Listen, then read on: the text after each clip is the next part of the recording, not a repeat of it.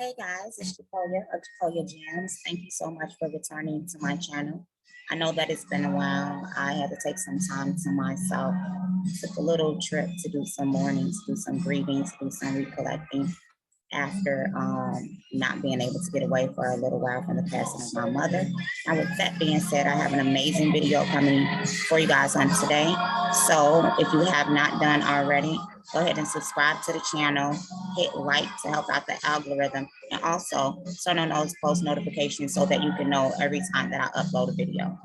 So today, let me give a disclaimer. I am going to talk about mental health.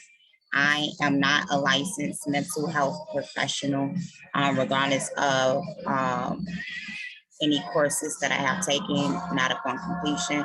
I am not giving a medical advice. I am not diagnosing. I will be linking down below not only some articles, but some books, as well as recommending that you go visit Dr. Ramani's. She's a licensed clinical psychologist.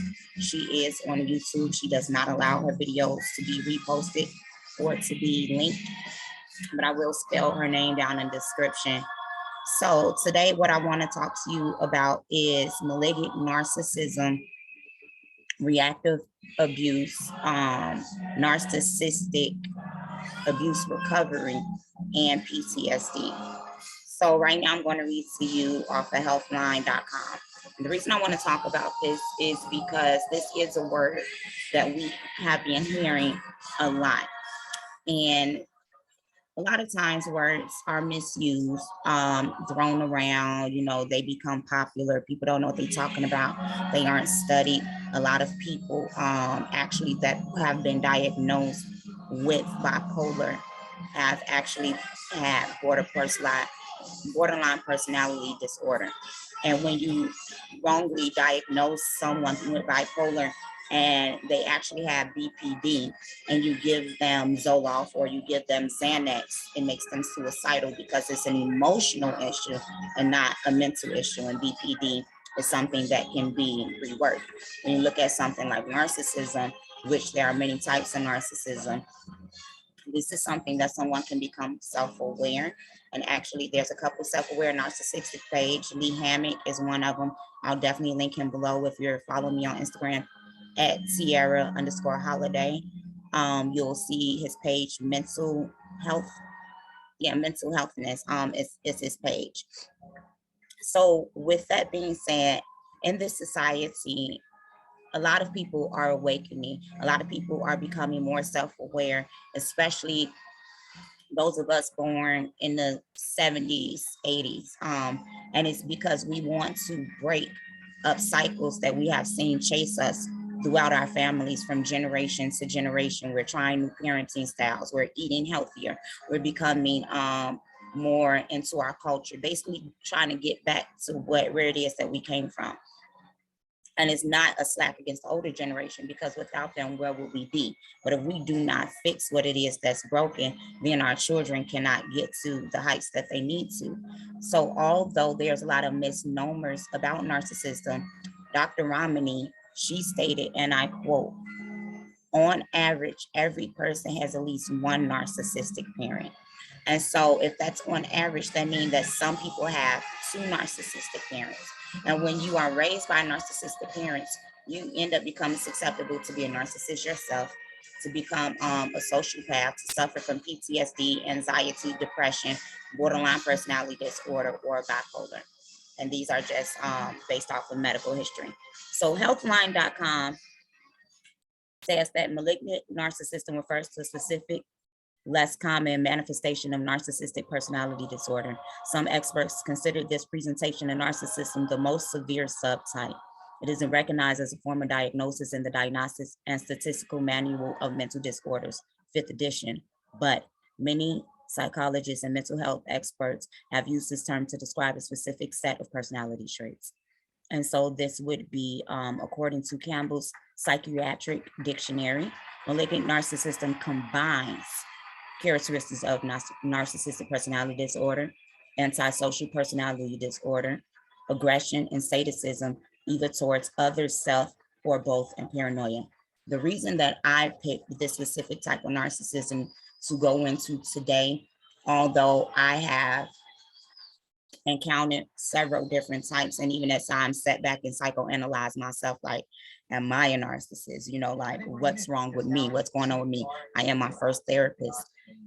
I picked this one because of the fact that this is the one that I encountered that affected me most recently, which triggered me to delve deeper into studying disorders. Now, a lot of you don't know this is something that has always been a passion of mine, something I was in school for, that I'm actually going to go back to school for in the fall, to pick up my double major in nursing and in psychology, so that I can complete that which it is that I'm passionate about.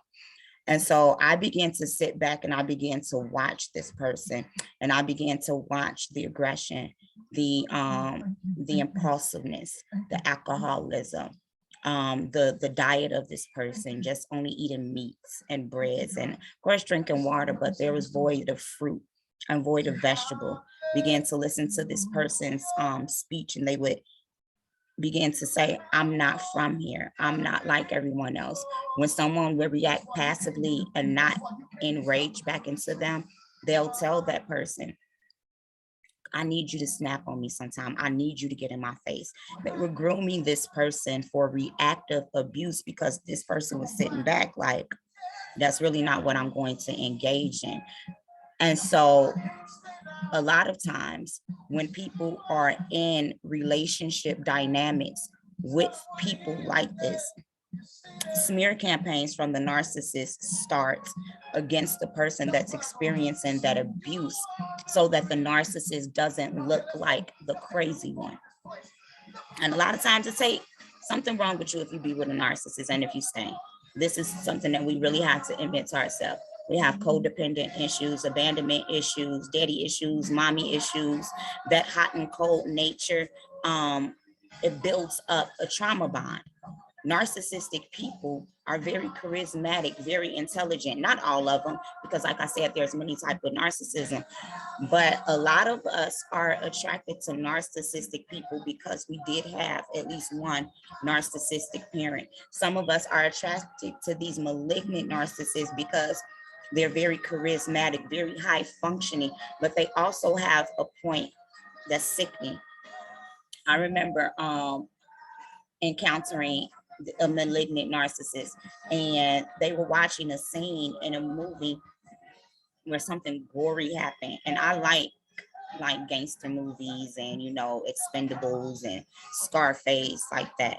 I mean, it was something that was just disgusting, and they stopped and they had like a twitch go through their body, like a chill, and was like, rewind that, I want to see it again.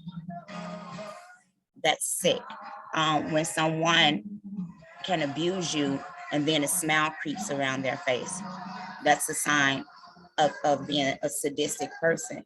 When someone can begin to just lash out on you and use what it is that you told them about and level of vulnerability. So you can have more than one mental or emotional or personality disorder, because narcissism is a personality disorder. So it takes place in a part of the brain that's being developed through childbirth, which is why a lot of people believe, a lot of psychologists, a lot of experts believe that it is not reversible. You can just become self-aware, because it has to do with the chemicals in your brain. So when you see someone and they're in an abusive relationship, you may notice a change in them. You may notice that they become isolated. You may notice that they become paranoid. You may notice that they gain weight, that they lose weight, that all of a sudden that their hair is falling out, that their skin is breaking out, that they're all of a sudden in and out of the hospital, and that they're becoming sick. They're losing jobs in and out. And no one says that we have to go through the journey with these people. But what we have to realize is that when you are in something, when you are not in something, excuse me, it's easier to say, I would never. The one thing my mother always taught me is never say what you never will do. And a lot of relationships, if we admit it, because many of us have not had, excuse me, successful relationships, And then some of us that think we are in a successful relationship, we are really traumatically bonded to someone. This is why I always tell people, getting in a relationship isn't hard. Getting married is not hard. I hear staying married is hard. Never been married, but I have had an opportunity to be married a couple of times. It's not a hard thing to do because you have broken people getting with broken people. And we have been taught in a Black community that endurance and love in a relationship is based upon how much trauma and how much abuse, how much cheating, how much lying, how many jail visits, how many outside babies, how many hands being put on you, how many times your windows get busted out your car. As long as you get the ring or give the ring, that's the end goal. We don't care about the health of our people. We don't care about the mental state of our people. We don't realize that we have been groomed and sexualized as children. When we walk around and we call little boys man, they're not men. When we call little girls little mama, they're not a mother. You know what I mean? It's like just, and of course, those are just nicknames, but you guys know exactly what I mean. The mentality that comes with being a single mom, and you have to let your son know you are not the man of this house. You are not a man. A lot of women make their sons their first husbands. That's already sexualizing a little boy. A lot of daughters are sexualized when they are born. Look at how beautiful she is. Look at how shapely she is. So we either tear down or we puff up. We do hot and cold behaviors with our children by giving them lack of consequences or by giving them too many consequences, lording over them, and we mess them up. And then they grow up into people who get into narcissistic relationships, who get in codependent relationships.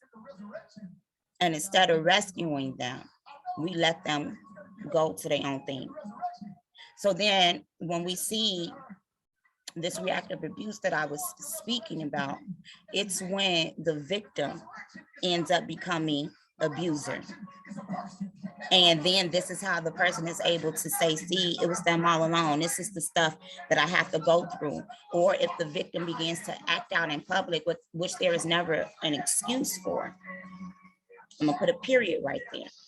Reactive abuse will cause you to act outside of your character, meaning that, yeah, you might act a donkey behind closed doors, but in public, that's not how you would normally handle yourself.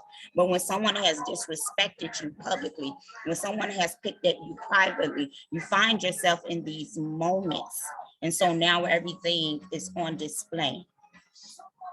And we judge people like this. And yeah, we could call it ghetto. We could call it unseemly, unladylike, unmanly. But then if we stop and we take a gander about the patterns and what must be happening behind closed doors, then the blame ends up beginning to shift. A lot of times after breakups, the person that moves on into the next relationship quicker than the person that stays single has started the worst smear campaign about the one that stays single, because the one that stays single is the one who knows about all of their business, all of their mess. So they create what's called triangulation. And I've talked about this before. A triangulation is when you have three parties or multiple parties that this narcissistic person is able to bounce back and forth in between, and there's no type of communication between them. And now a lot of times the new person is treating the old person like an enemy, and the old person may not even know about it. And the new person may want to let them know, hey, they didn't tell me about you, so we still been messing around the whole time. Or hey, this person is really abusive, you may want to stay away. But because they have evidence of the reactive abuse, whether it's a text message, whether it's a phone call, whether it's a video, they are able to groom the person that they are with and able to keep them, not realizing that they're going to put you on an even bigger roller coaster than they did the other person, because the other person walked away. If they walked away, or the other person taught them exactly how they wanted to be treated. So now when they get you and they're doting all this love and all this affection on you and all this money and or all this time and all this intellect, it depends on which way they're going to do it. You're being loved bombed, you're being wooed, you're being pulled in so that they can get you prepped to make you feel like you're better than that other person. So then when you exit a narcissistic relationship, you start to suffer from symptoms of narcissistic abuse, which can make you look like a narcissist. It causes you to lash out, cause you to become irritable. You'll basically start to resemble and mirror that narcissistic person because that's what your mind got used to doing. And so it takes a complete rewiring. So if you're around someone who exited an abusive relationship or who's in an abusive relationship, you have to realize that they are not the same person that they once were. They are a shell of themselves. Now, when you have narcissistic abuse, it not only comes with irritability, like I said, but there are times when you will begin to disassociate. You will literally begin to zone out where you are, have flashbacks of that person, thoughts of that person. And it's not because you're still in love with them. It's because you have now been traumatized. And sometimes narcissistic abuse symptoms overlap with PTSD. And that's post-traumatic stress disorder, when it will cause you to have anxiety attacks, when will it cause you to not be able to make it through your day, when it'll cause you to stop dead in your tracks and to not only disassociate, but then to begin to isolate. And your mind starts to have these flashbacks that really make you feel like you're back living through that moment.